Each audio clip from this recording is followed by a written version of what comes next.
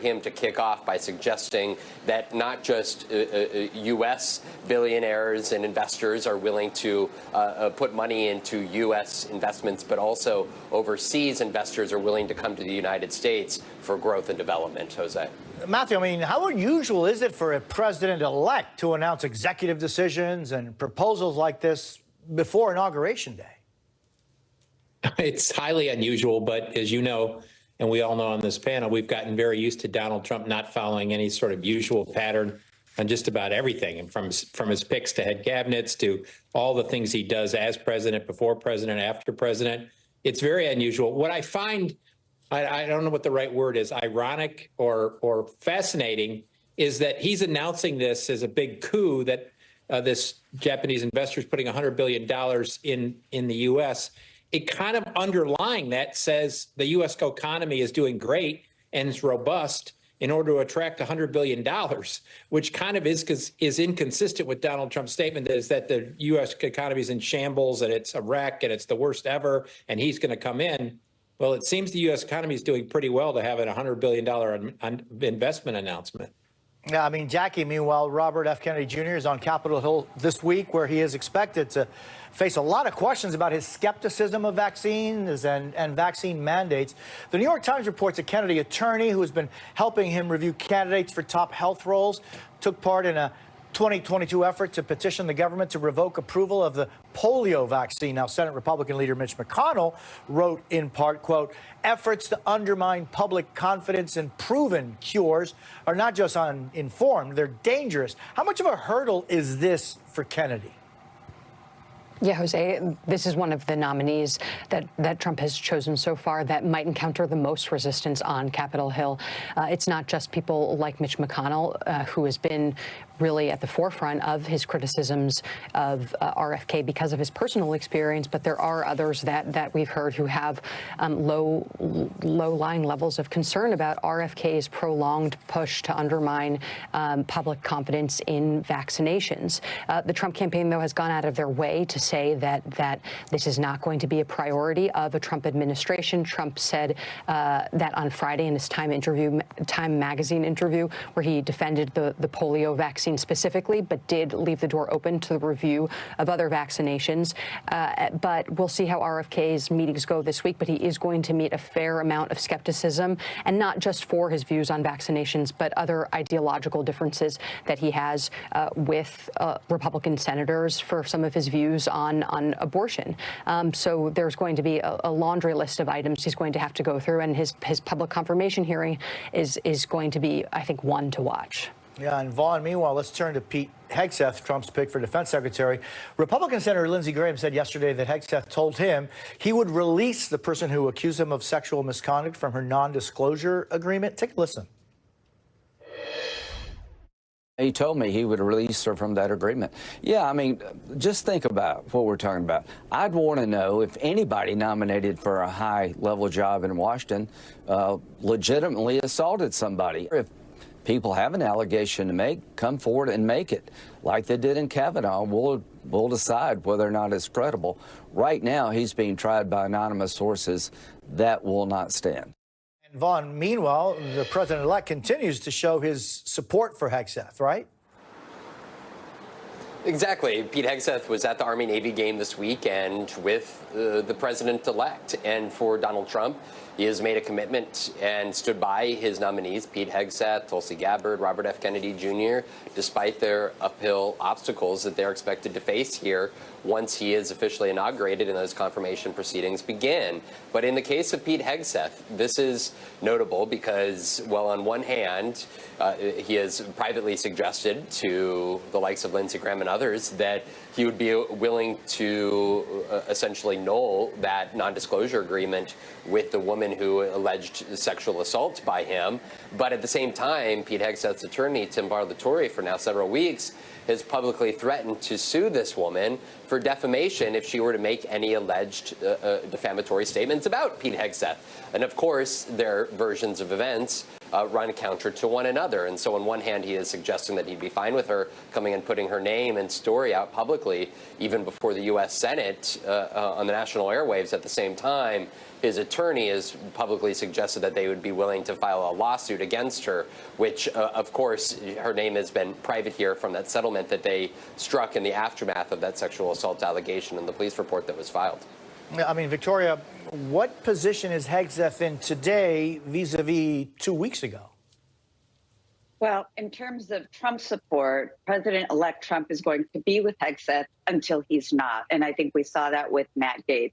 Right now, at this moment, he is fully behind him. I think in the next week or so, depending on if this information about the woman comes out, and folks like Lindsey Graham could say, well, you know what, I don't have enough information, maybe I'll pull back. Then in that case, you might see a Matt Gaetz all over again.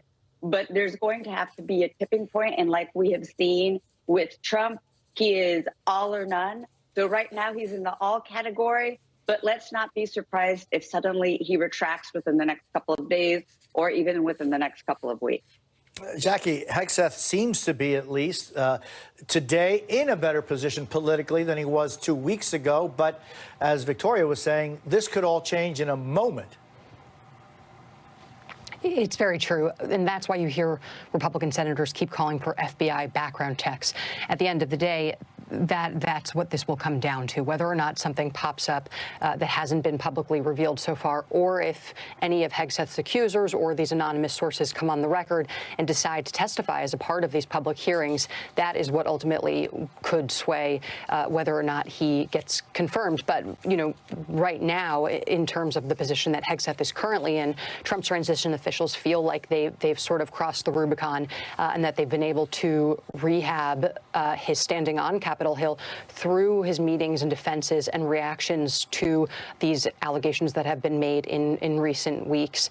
They so far he's gotten at least one lawmaker, Joni Ernst, to actually come back from her public criticisms and her seeming opposition to Hegseth. And she's someone who the transition was really putting lots of public pressure on. And senators have gotten the message that that is what could happen to them, too, if they come out against any more of these potential nominees publicly before there's anything else that comes out that could be, again, a negative determinant of what happens during these confirmation hearings. And Matthew, meanwhile, on another issue, here's what Vermont Independent Senator Bernie Sanders had to say about the possibility of President Biden issuing preemptive pardons for members of the House January 6th committee who President-elect Trump has in the past threatened.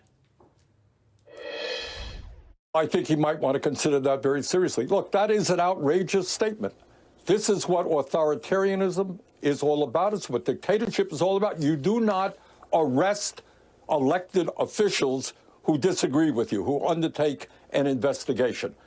You know, Donald Trump's been claiming for years that his cases are politically motivated. If the president issues preemptive pardons, what precedent do you think that would set? An awful one. I mean, I think this is a bad message that it sends. I thought the clemency that he did, the pardon on his son, was a bad message for many different reasons. I think people that fight against authoritarian regimes and fight against autocracy or fight against bad policy like the civil rights movement understand that something could happen to them but part of the moral high ground is you don't remove yourself from that or don't sort of put up a wall on that. I think the presidential pardon in total needs to be reexamined. It's way too broad, it's way too contingent upon what one person thinks in this. And I actually think it hurts the Democrats if he does this, because it takes away any moral high ground they may have about accusing Donald Trump. Because if on day one he releases or he pardons 1,200 people, then it gets all thrown in this mix of, well, everybody does it, so what's the problem in this? I think it's a horrible precedent. Vaughn Hillier, Jacqueline Alemany, Victoria Francesco Soto, and Matthew Dowd, thank you all so very much. We have this breaking news from Germany right now where Chancellor Olaf Scholz lost the confidence vote in the German parliament today, setting up a February election for the European Union's biggest economy and most populous country. Scholz was expected to lose the vote, called for it himself in November in order to clear the way for earlier than planned elections.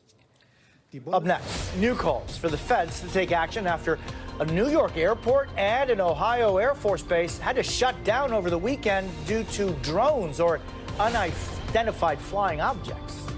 Plus, what we know about an indictment that could come any time now against the man accused of killing United Healthcare's CEO.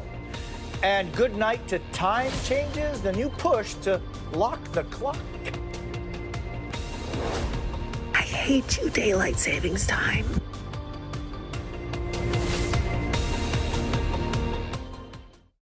Why did we choose Safelight? We're always working on a project while loading up our SUV.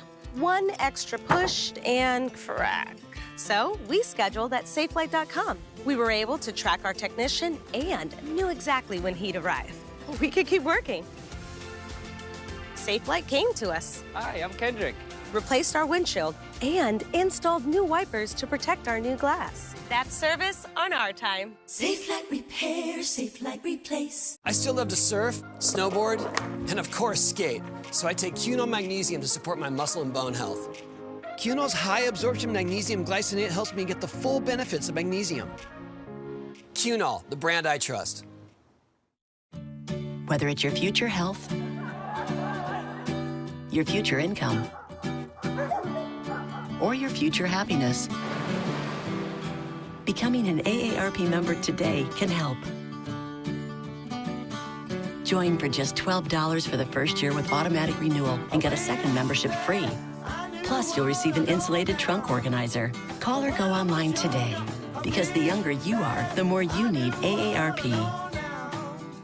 Get the latest updates on future MSNBC live events, thought-provoking conversations, and insider perspectives while building your MSNBC community. Scan the QR code on your screen to sign up today. 14 past the hour, new developments in the mystery of flying objects that have been littering the skies of the northeastern part of the country for nearly a month now. Homeland Security Secretary Alejandro Mayorkas yesterday had this to say about what's in our skies. There's no question that people are seeing drones, and I want to assure the American public that we in the federal government have deployed additional resources, personnel, technology to assist the New Jersey State Police in addressing the drone sightings. Some of those drone sightings are, in fact, drones. Some are manned aircraft that are commonly mistaken for drones.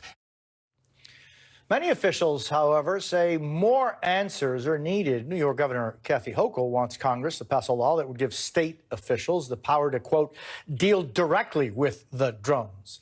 Joining us now, NBC's Maya Eaglet in Teaneck, New Jersey, where several drone sightings were reported over the weekend. Maya, it's great seeing you. So when Secretary Mayorkas says, yes, there's no doubt that people are seeing drones, just a couple of days before that, other federal officials said that the majority of these things were manned aircraft people were confusing for drones. What have you heard from federal officials today? We're hearing that they are aware of these drones, of course, but they're not sure where the unidentifiable drones are coming from, and that's leading to a lot of frustration. We know that Attorney General Garland was briefed on this today, and we heard from an FBI official over the weekend that there's no active threat to the American public. Still, a lot of unanswered questions here, and that's leading to pressure from local officials to ask the Biden administration and Congress for more resources in these search efforts. Jose? And I know you've been on the ground in New Jersey and you've been looking out for drones. I know that you spent, when we spoke on NBC Nightly News Saturday, that you were just back from spending, I guess, the whole night looking for drones with police and others. What are you hearing from them? So, yeah, we were in Ocean County, New Jersey and Seaside Heights.